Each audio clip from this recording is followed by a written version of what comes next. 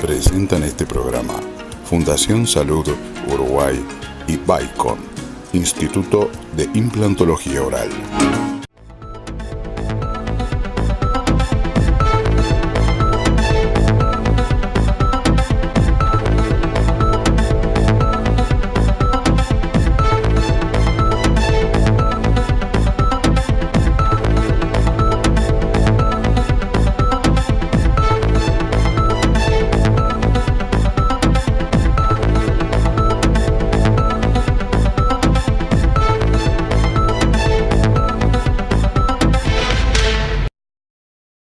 Una vez más ingresamos a sus hogares para hablar de salud, porque su salud es lo más importante y nuestro objetivo es mantenerlos informados y brindarles las herramientas necesarias en salud que nos permiten obtener una vida sana y saludable. La temática de hoy es muy variada y trataremos los temas solicitados por ustedes. Iniciamos esta hora que estaremos juntos de esta manera. En el Uruguay, los pacientes con todo tipo de patologías en general formaron asociaciones fundadas en necesidades y objetivos. Fundación Salud es la consecuencia natural de este proceso de asociación. Fundación Salud, un espacio, una voz, un lugar. Bueno, tenemos el placer y el honor de recibir en nuestro programa en el día de hoy al doctor Luis Ubillo. Él es oncólogo y acaba de llegar de España del Congreso Europeo de Cáncer Digestivo. El tema que trataremos con el doctor será cáncer de colon. ¿Qué tal, doctor? Bienvenido. Bueno, muchas gracias por la invitación. Es realmente un gusto estar con ustedes hablando de estos temas que me parecen que son fundamentales, que podamos ponernos de acuerdo para el bien de todos, ¿verdad? Es un placer que esté aquí y recién llegadito, porque convengamos que bajó del avión y vino directamente a piso para brindarnos este informe. Doctor, imagino que nos trae los últimos avances y la última tecnología referente a este tema tan importante y tan preocupante en nuestro país, que además se puede prevenir, como es el cáncer de colon. Es así, afortunadamente existen muchos avances. Año a año estamos acumulando avances que han logrado que la sobrevida de estos pacientes, una vez está instalada la enfermedad, haya aumentado de forma significativa utilizando las herramientas que hoy están disponibles. ¿Con qué herramientas se encontró en este congreso específicamente? ¿Qué es lo que usted destaca o le parece más rico como para implementar aquí en nuestro país?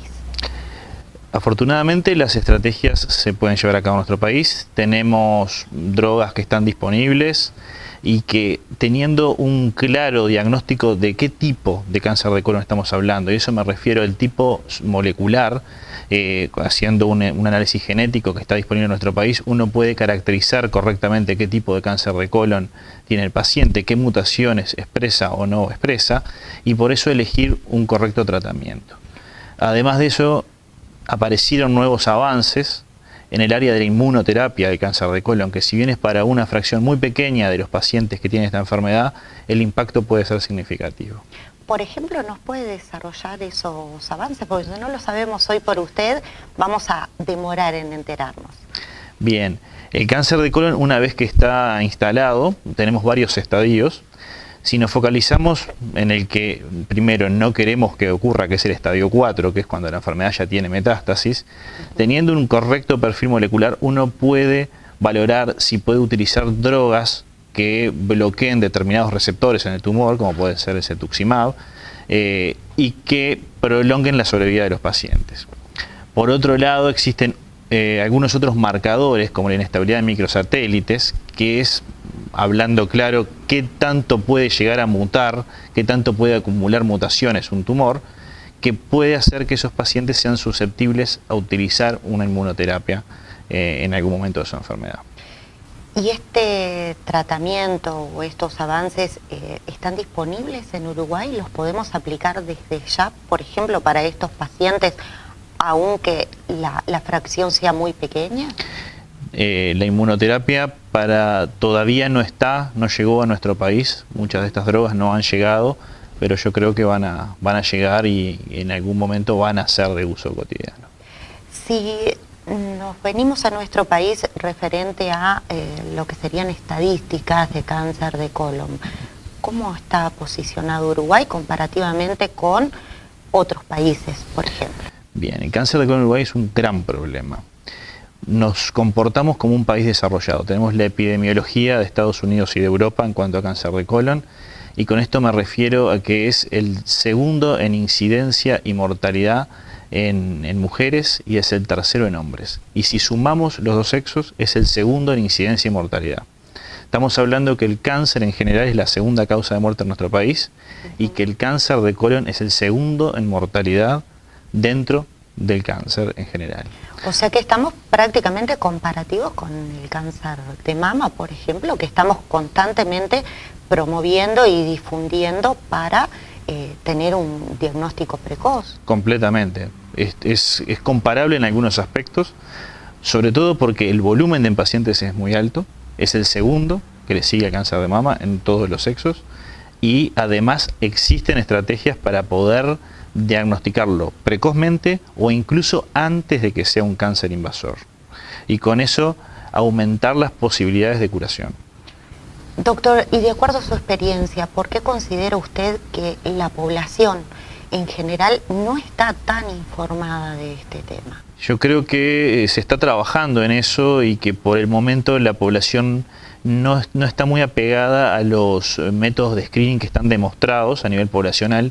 Si lo comparamos con la mama, las mujeres se hacen la mamografía. Es muy raro o es muy poco frecuente que una mujer no busque incluso ella misma hacerse una mamografía por propia preocupación, pero es importante este tipo de actividades porque informar que los pacientes después de los 50 años pueden hacerse un test para ver si tienen sangre en la materia y con eso aumenta las posibilidades de con una videocolonoscopía diagnosticar una enfermedad que, como dije antes, puede ser un tumor invasor pequeño sin necesidad de utilizar todas esas drogas que mencioné previamente, o incluso una enfermedad previa, una enfermedad premaligna, que es un pólipo.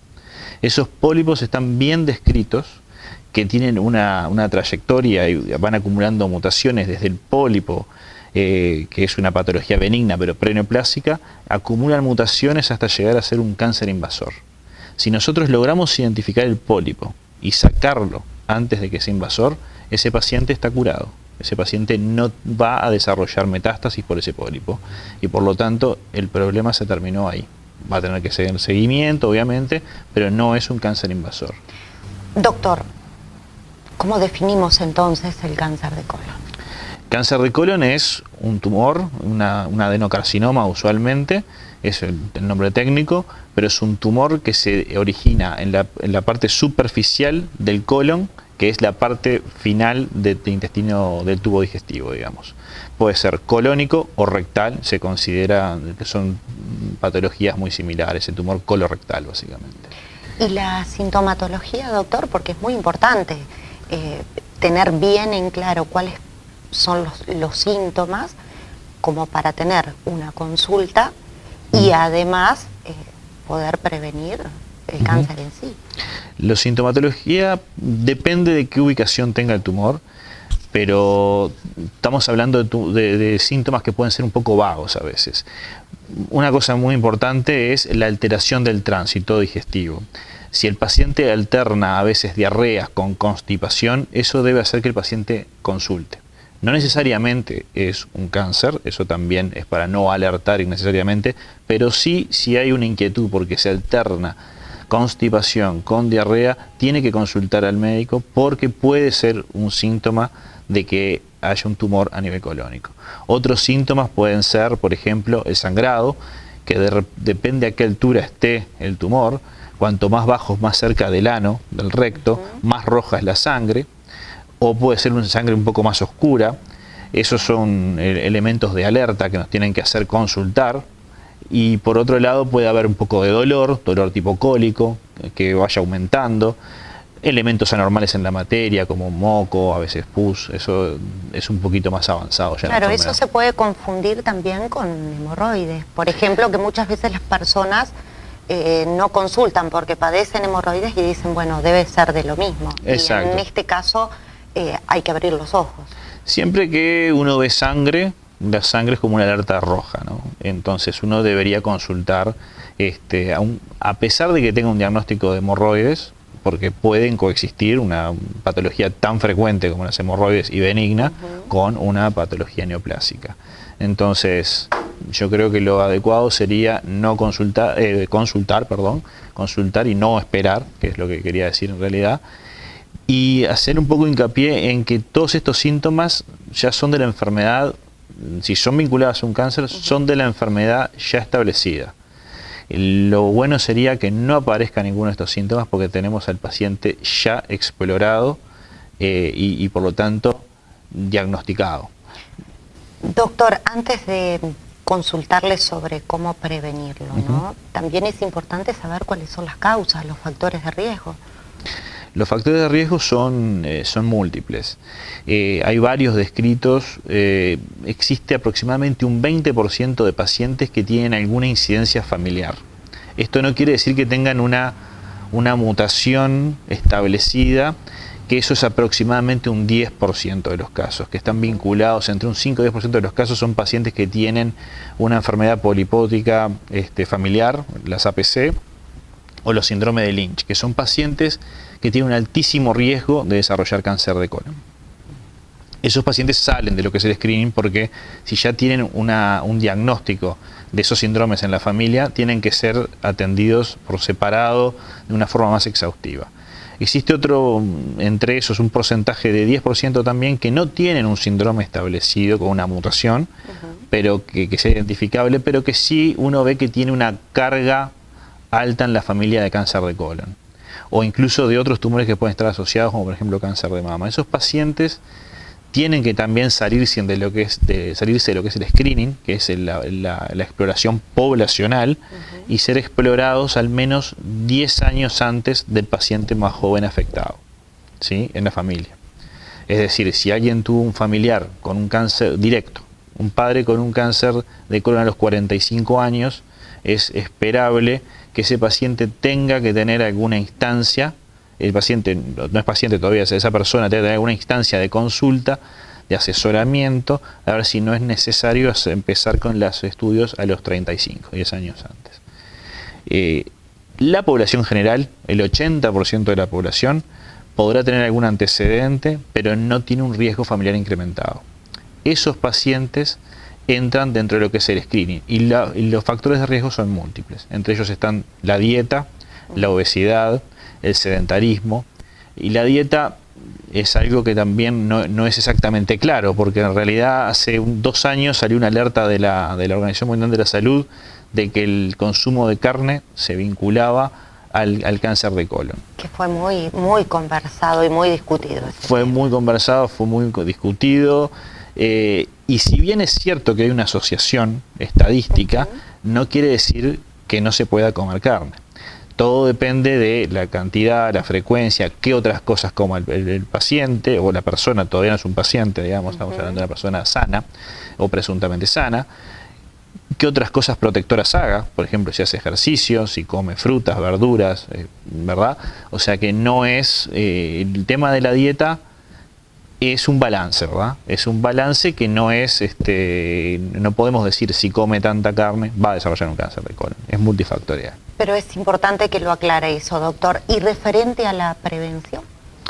Y la prevención, bueno, lo que estábamos hablando, ¿no? Tratar de llevar una vida saludable en general. O sea, hay cosas que, dentro de los factores que son prevenibles, están mantenerse el normopeso en la medida de lo posible, tratar de tener una dieta equilibrada. O sea, ¿se puede comer carne? Se puede comer carne, por supuesto que sí, pero acompañar en la dieta con otros elementos protectores también, hacer ejercicio físico, son cosas que ayudan muchísimo a disminuir la incidencia del cáncer de colon y de otros tumores. Y referente a esos síntomas alertadores para refrescarle a los televidentes que pongan atención, referente a determinados síntomas que si bien no se puede predecir desde el vamos, por así decirlo, que va a ser un cáncer de colon, pero que son síntomas que alertan que pueden tener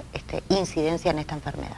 Sí, yo diría como mensaje de esos síntomas, estamos hablando que el 80% o más de la población no tiene un riesgo incrementado genético. O sea que si tiene alguno de esos síntomas, dijimos sangrado, que sea sangre roja o sangre un poco más oscura, dolor, que puede ser también alteración con diarrea y constipación, o una diarrea mantenida. Esto con frecuencia, ¿verdad? Eso con frecuencia, claro. Una diarrea un día o 2 días, eso le puede pasar a cualquiera. Pero esto que que se mantenga en el tiempo y que se repita, lo que nosotros le llamamos elementos de organicidad, o sea que se mantiene, no se va solo, eso debería alertar al paciente a consultar y no a banalizar el síntoma. Y como dijimos antes, tratar de no llegar a esos síntomas. Un paciente de riesgo promedio, como dijimos, la mayoría, el 80% de la población, que no tiene familiares directos con cáncer de colon, ni tiene muchos casos de cáncer de colon en la familia, debería comenzar con la detección de sangre en la materia luego de los 50 años. Perfecto, muchísimas gracias, doctor. No, gracias a ustedes, un gusto haber estado con ustedes. ¿Te dormiste? ¿Se viene el Día del Padre y no sabes qué regalarle? En Ortobom tenemos la solución. Visítanos y encontrá colchón Liberty con un 30% de descuento. Y además te llevas un regalo para papá. Colchones Ortobom, Avenida Italia 3570, esquina Expropios.